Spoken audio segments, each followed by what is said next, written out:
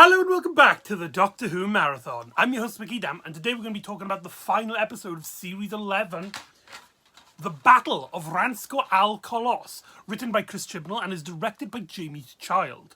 This story is very unique in terms of the revived era of Doctor Who, because usually in a series, what would happen is that the series mostly will tease up the finale by a repeated meme of sorts with Bad Wolf, the cracks in time, Missy, the hybrid, stuff like that, you know. But Series 11 didn't have that, or at least not in the conventional sense, though it didn't have a story arc in that regard with loads of things to tease in for a big final showdown, a big final act. This does culminate in a character's journey as Graham has lost his wife in the first episode, the woman who fell to earth, and you've had some of these stories which have brought that up, and kind of you get that emotional hook to that character, and this pays that off, though it does follow up from episodes like the woman who fell to earth and the ghost monument. Apart from them two, the story doesn't really reference any other story in terms of it going like back into them. So it's very unique in that sense.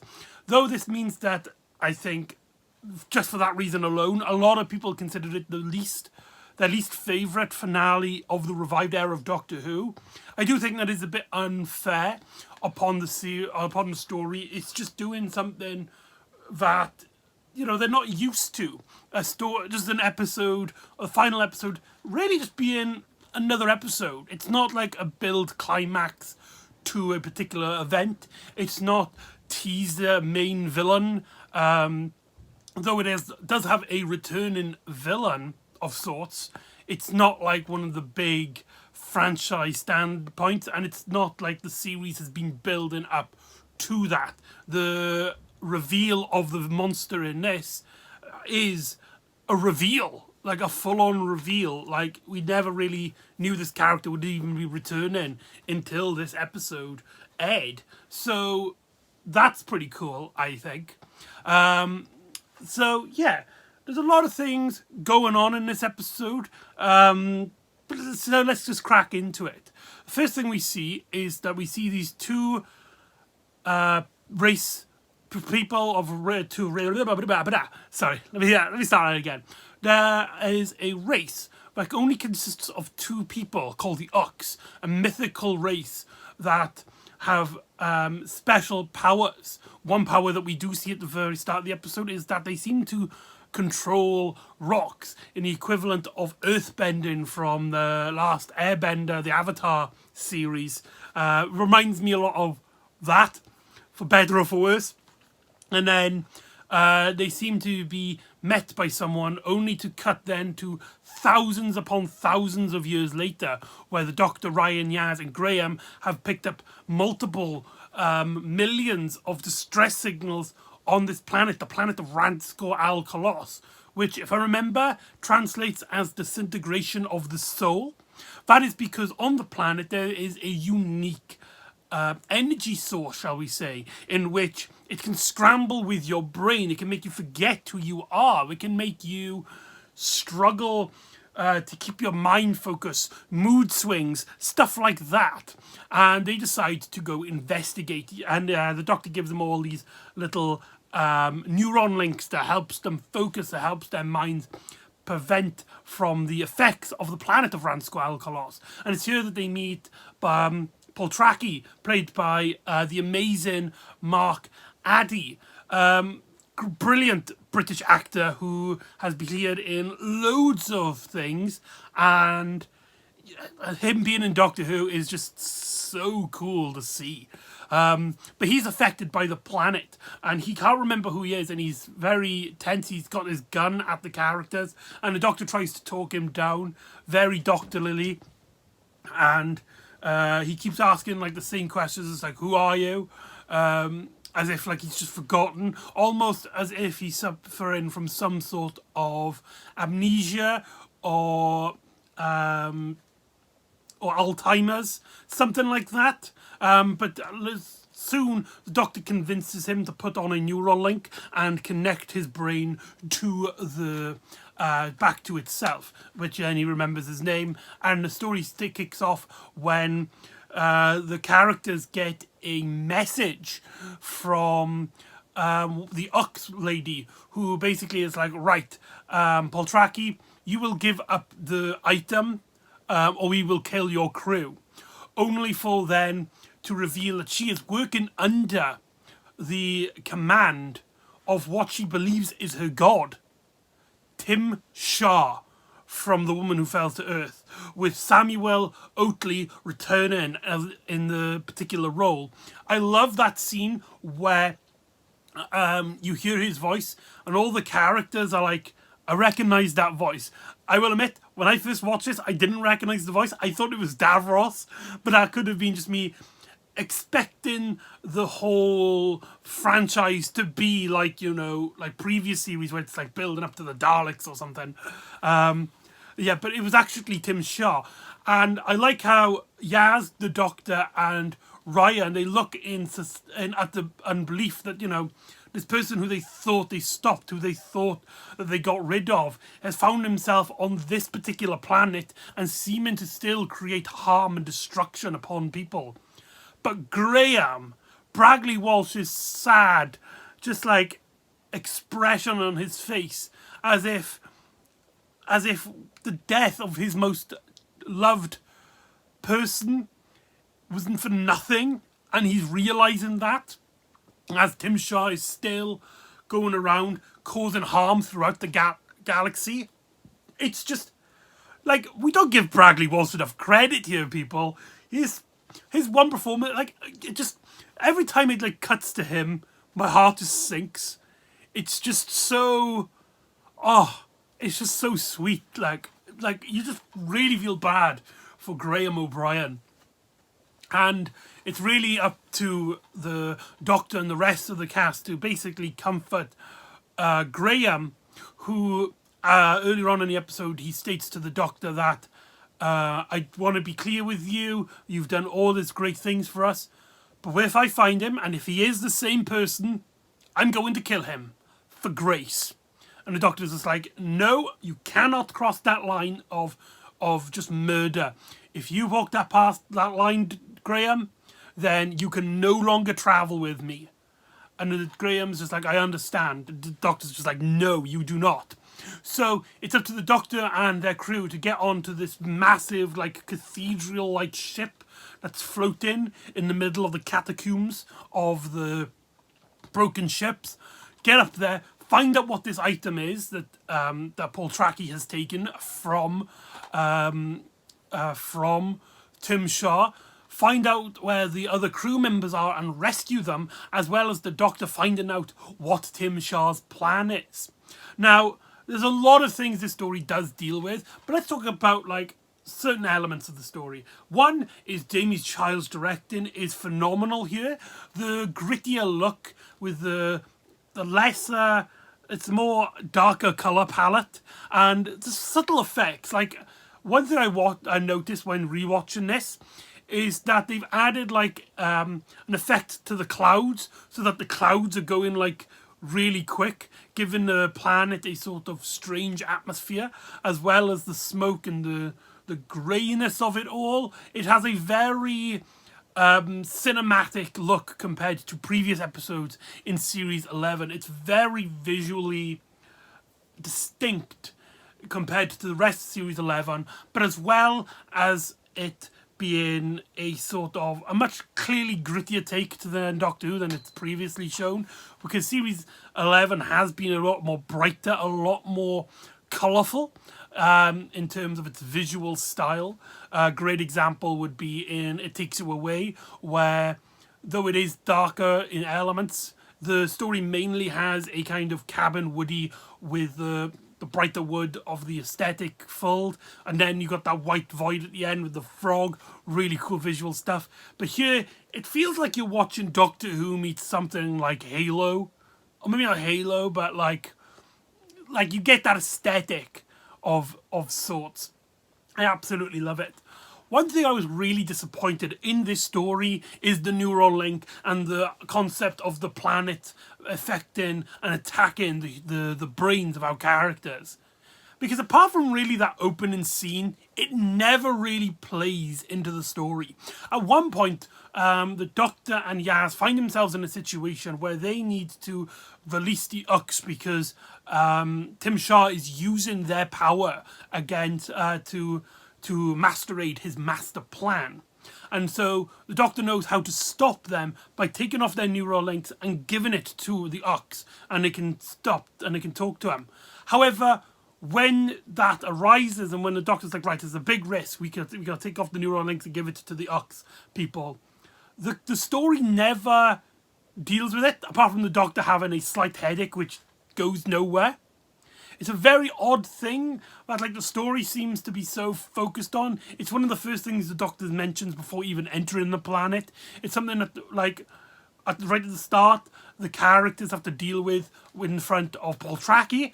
However, after that point, though it keeps getting mentioned, it has nothing really left to do with the story.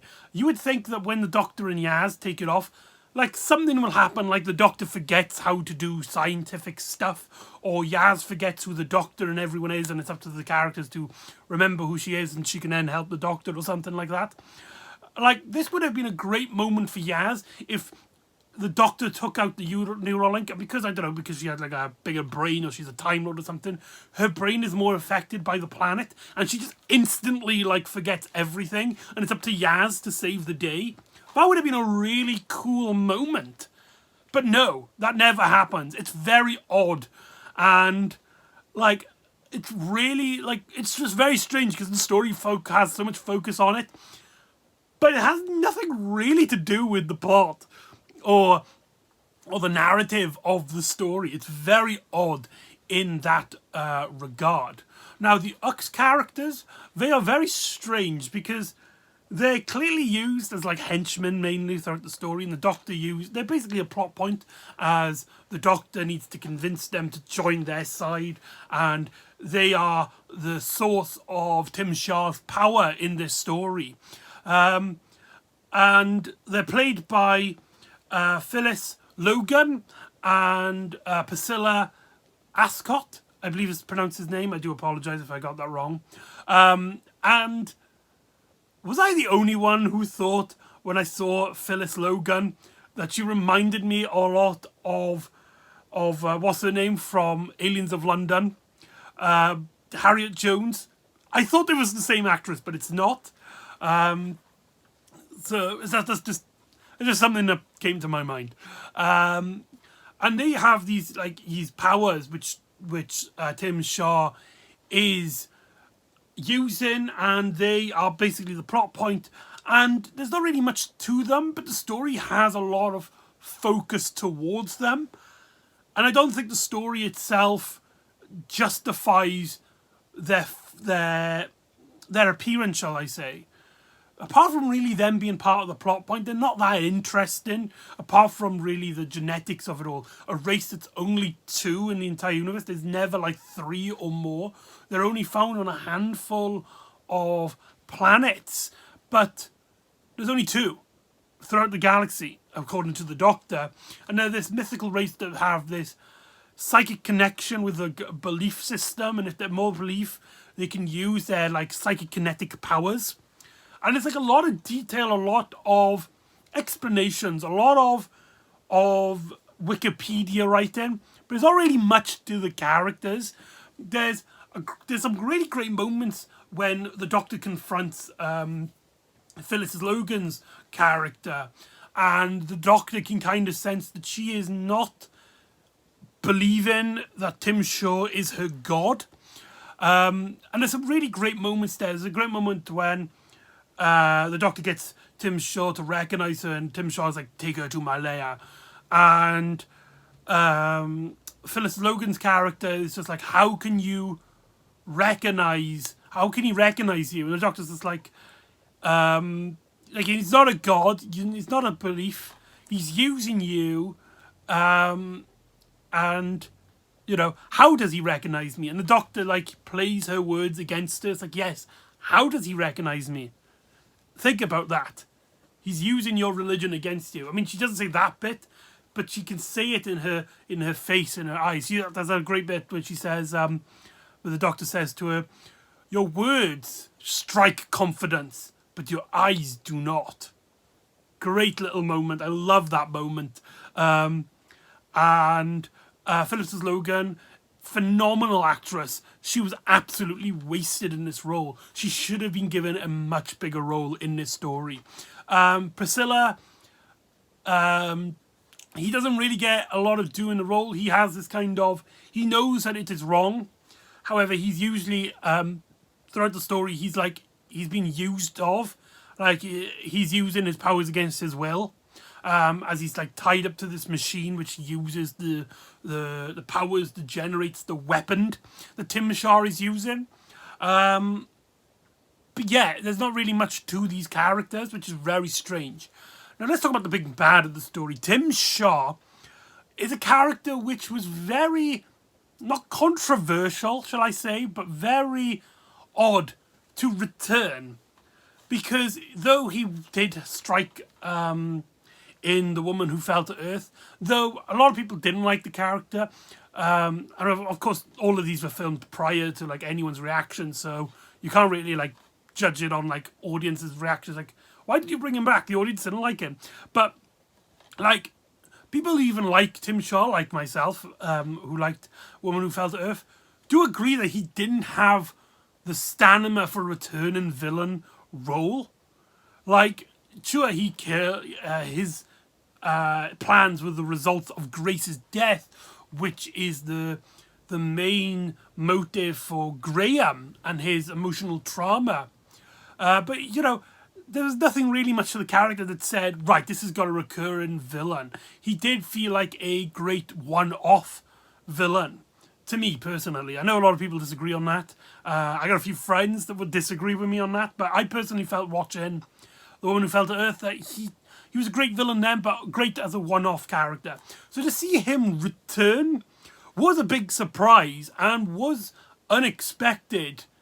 But I didn't feel like at the time that it was justified for him to return. It didn't feel like a character which a lot of people had an emotional connection with enough to warrant a return, shall we say.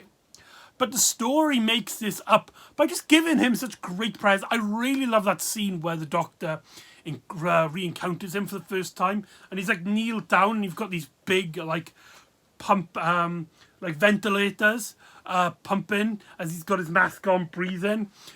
His voice here is used a lot more sparingly, but it's really, really cool. Samuel Oatley really is loving the role here.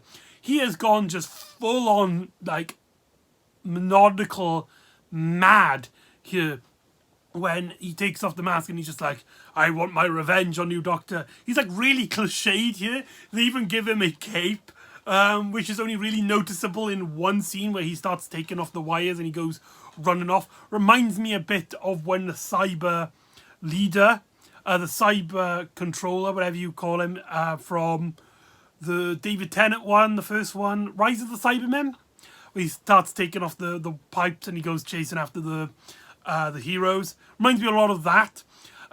His plan here has been used before. We will talk about that in a bit now, but it does like feel like something the character would do.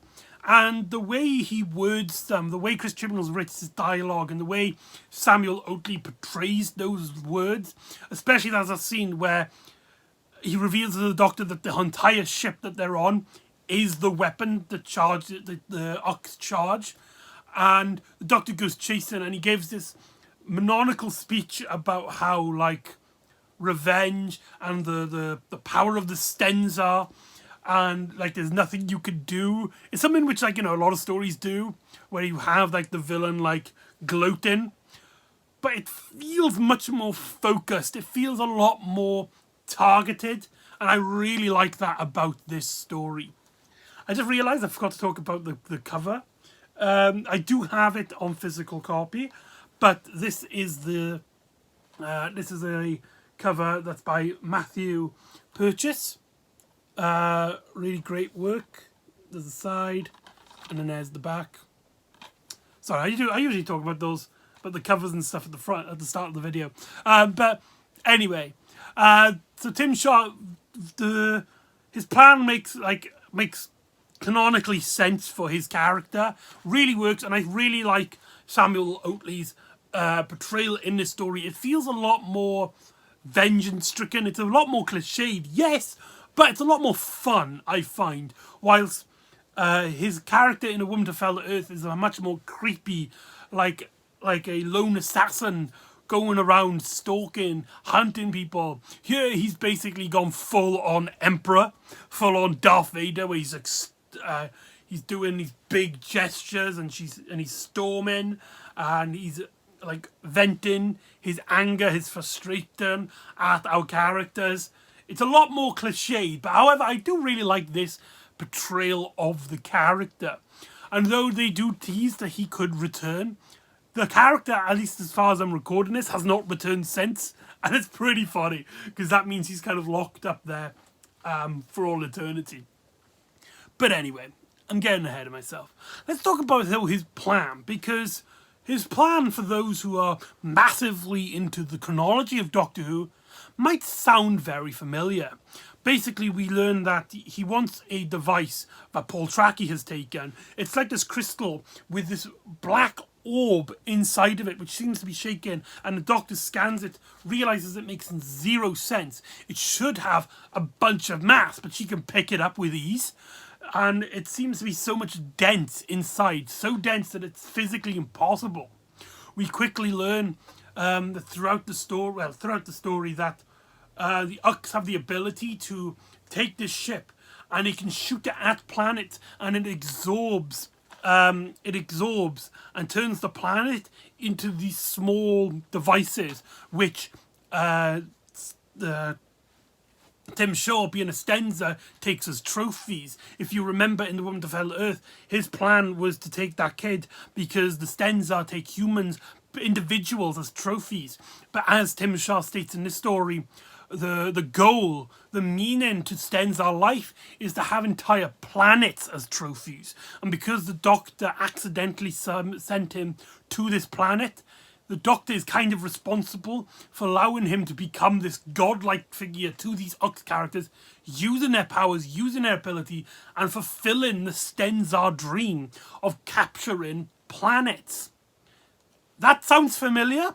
That is because it is the exact plot of the pirate planet from the Fourth Doctor's Key to Time series. In fact, those crystallized carbonite forms kind of remind me of a bigger version of the Crystal of Time. And it's just very strange how this story copies those elements. It does generally feel like a remake. I was expecting it to tie into the pirate planet because of those elements. But the story never does. It's either a complete coincidence or it was inspired by that. It doesn't feel similar enough that it's a rip-off. It felt like it was heavily inspired. And it's like it's just very strange, because Doctor Who fans, it's one of like the most famous Doctor Who stories. It was written by Douglas Adams of Hitchhiker's Guide to the Galaxy fame. But like it's the pirate planet. Come on, it's the pirate planet. A lot of people do criticize the story for being a rip-off of the pirate planet. If that's your criticism with your story, that is completely fine. There is a lot of elements that it borrows from. But for me personally, I feel like because the story takes a much more serious direction, whilst the Pirate Planet is much more of a comedy, and much more silly, and much more plays to like Tom Baker's strengths, here it's a lot more serious, a lot more gritted. It feels like the Pirate Planet mixed with a real-time war movie. Like, it's very much more grounded than the Pirate Planet. And I feel like that alone distinguishes it from the Pirate Planet. It's not like The Force Awakens, where it was literally just a New Hope, but a bigger planet, bigger weapons, more bad guys, kind of thing. It's, you know, it's the similar thing, but it's not same in terms of the feel and the narrative of the story. So, yeah, it's the pirate planet. We also see the return of the sniper bots, which were really underutilized in the story, the Ghost Monument, to which they first appeared. And here, they're also kind of useless here. For the fact that they're called sniper bots, you never actually see them sniper. They don't get one single death in, which is very strange because this series opened with Tim Shaw killing a full of red shirts. It killed the salad man. It killed that guy who was looking for his sister, and he was trying to kill people. I was killed at the guard for the construction site. A lot of death, and it gave the series a renewal sense of danger. However, in this story, no one dies. It's very strange. Like, the finale episode should be the big climatic, like, not the big climatic, but it should be like the biggest story, the most dangerous story, and at least. And it's like there's no death in the story. It's very strange. Not even a red shirt dies. It's very strange. Let's talk about Graham's character for a moment. Depending on who you ask, this either really works or really doesn't. And I can understand both sides of the argument. Throughout this story, Graham basically like mentions that like Grace wants to be alive. You know, she wants to be alive, and this thing killed her. He doesn't care anymore of her wishes or the team. He just wants to kill Tim Shaw in revenge.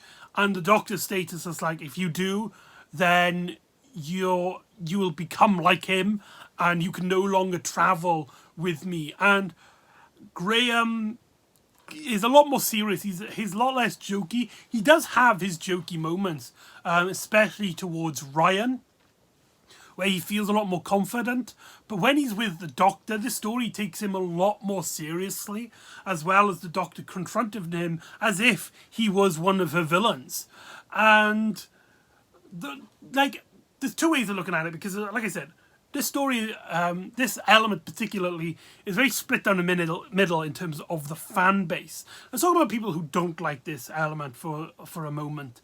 They mainly feel that it's not well utilised in the story. It basically sums up to Graham being grumpy for the majority of the episode. And then when it comes to him to finally act, he doesn't. He hesitates, and then he's like, no, I am the better person, and then shoots. And there's only really like a handful of scenes where he's like, I'm going to kill him.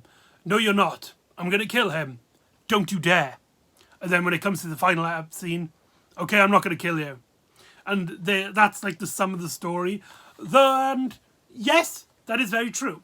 And as well, like, it seems like it's very odd in terms of his character. Like, throughout the series, he's been growing with the pain. In fact, in the previous episode, It Takes You Away, he did kind of recover from Grace's death when he was confronted with a alternate universe version of Grace, per se. And like, that felt like a closure to that story arc. The fact that like this episode comes right after, and it's still dealing with those emotions, it does feel like Graham has grown, particularly to that sense. And yeah, I do understand that. I do understand the criticisms there. But there are also people that really like this. And the main reason is that Bradley Walsh's performance absolutely nails these more darker elements of Graham as a character. You do really feel that he's out for revenge, and all that pain, and it's because of the pain that he's hurting inside. And when he's confronted by the Doctor, those scenes are absolutely powerful. Like I said, the Doctor doesn't have that quirky elements when they're alone talking to each other, even though it's only like a handful of scenes. The Doctor treats him more seriously, as if she's confronting one of her villains. Don't. Using smaller vocabulary, smaller words. Don't. You're going to become like him. Like, this Doctor usually loves her words, loves just going off on a tangent. But when she's confronted with a villain, or when she's confronted by Graham going onto this darker path, she uses her less vocal vocabulary to try and show a side of seriousness to her.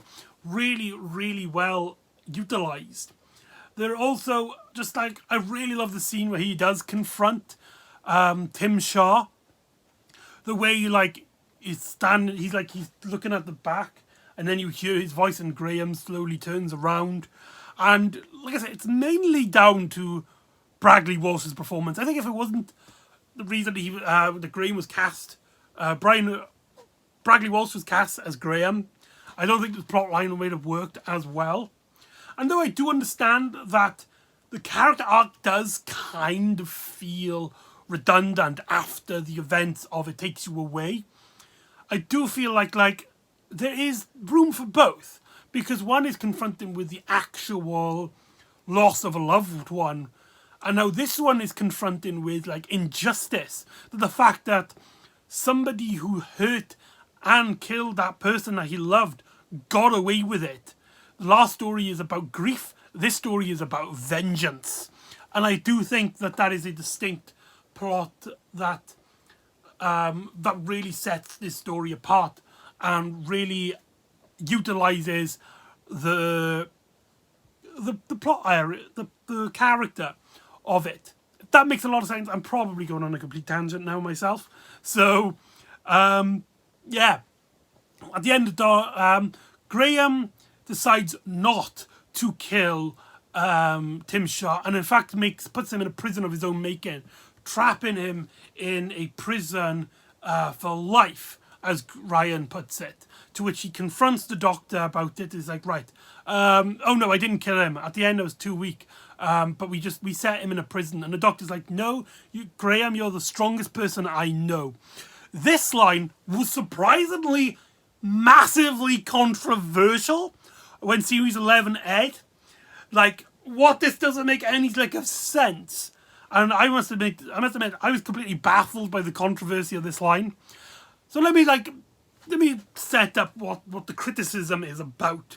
Essentially, in the first episode, in The Woman Who Fell to Earth, the Doctor learns that Tim Shaw has been capturing people, not killing his trophies, but capturing them, putting them in a sense of suspended animation for all eternity, leaving him in a sort of awake prison for all eternity. And she is just like, that is disgusting. I will never, ever think that that is inhumane. That's disgusting. I can't remember the exact words she says, but she basically is like, that is a no-go in my line of work. However, in this story, Graham basically puts him in this prison, puts him in this chamber that freezes his victims and sets him essentially for life. And the doctor goes to Graham and it's essentially, Graham, you are the strongest person I know that you didn't kill him. This was hugely controversial, and I must be honest, I don't understand why. Because the context of it means that these two scenes are completely like the comparisons that the doctor would let one go and completely abolish the other. Doesn't make a sense comparing them wise. One of them, Tim Shaw, the villain of the first episode and in this episode, he was doing it to people who did not deserve any sort of rebuttal. He didn't go out to them because, they caused injustice, they're prisoners, they're criminals. He did it because they were trophies. Because he goes around trying to make himself the ruler of his species. And it's like a hunting, it's like a game. Those people that he hunted did not deserve any sort of punishment, or at least not that he was aware of. You never know. And the doctor finds that's the inhumane thing. That he's put these people through a complete living hell for no reason. No discernible reason. Whilst Graham, he was planning on killing. He was planning on taking the life of someone in an act of revenge. This is a criminal. This is somebody who has murdered, has destroyed, and has imprisoned thousands, I repeat, thousands of people. And though the Doctor does not want him to cross that line of murder, because it's out of revenge, out of disdain, he imprisons him in a similar way that you would imprison a criminal. But like Tim Shaw is this deadly, destructive, rare person, and he's now imprisoned him in a way that he could reflect on his actions. The Doctor could come back and save him if he can redeem himself. Someone could come along, rescue him, but it's the same punishment. He put thousands upon thousands. He is a mass murderer, a mass criminal who has imprisoned a bunch of people. The comparisons between these two scenes, where the Doctor compliments Graham on putting Tim Shaw in exile, and Tim Shaw putting other people, innocent people, in exile, they're not comparable. It doesn't make a lick of sense. Stop trying to compare them and saying that the Doctor's contradicting herself. This doesn't make any sense. I mean, what I mean to say, this makes a lot of sense, but the criticism doesn't make a lot of sense. So, yeah, that's essentially how this story ends, with the Doctor and crew saving the species. They convince the Ux that Tim Shaw isn't the god that they were believed, and they go on their separate ways. The TARDIS crew go on their separate ways from the rest of the cast. The Doctor gives a great speech about how you should keep your faith because you never know, the universe could surprise you. As the Ux decide that they are going to leave this planet with Poltraki's people, as Tim Shaw is trapped forever in his imprisonment. And that is the Battle of Ranskoor Kolos. Overall, it is a mixed bag. There are some criticisms with the story, however, it's not criticisms that I generally agree with a lot of people. A lot of people criticise the story for elements which I don't feel like are justified. Just the simple fact that Tim Shaw is the returning villain. Though yes, I do feel like he didn't have that staying quality to become a recurring villain. I think the story does utilise him very well in this story. The story also introduces things like the thing, the neural link and the planet's mind-altering abilities, and does really nothing with them. It's very odd. And that is a big criticism with this story. And the sniper bots, the real threat, like the henchmen, really felt like no threat at all. As well as the Ux being very uninteresting characters, mainly being used as sort of Wikipedia plot points, means that this story is one of the lesser, one of my least favourites of Series 11. But there is still a lot to like about it, and a lot of the criticisms I've heard about this story, like the foul mentioned controversy about the Doctor letting Graham imprison Tim Shaw, I feel are completely unjustified. So it's not as good as I hoped it would be, but it's better than I think a lot of people give it credit for. And I think it's worth at least giving a try, at least. Or at least giving it another watch if your criticisms were those elements I've stated, which I don't think are justified. So yeah, that is the Battle of Ranskoor Kolos. So join me next time when the Doctor and crew celebrate New Year's as a scientific expedition in the sewers discover an ancient artifact, an ancient genetic creature, which might be something the Doctor recognises. So join me next time for Resolution, and I'll see you next time on the Doctor Who Marathon. Ta-ra!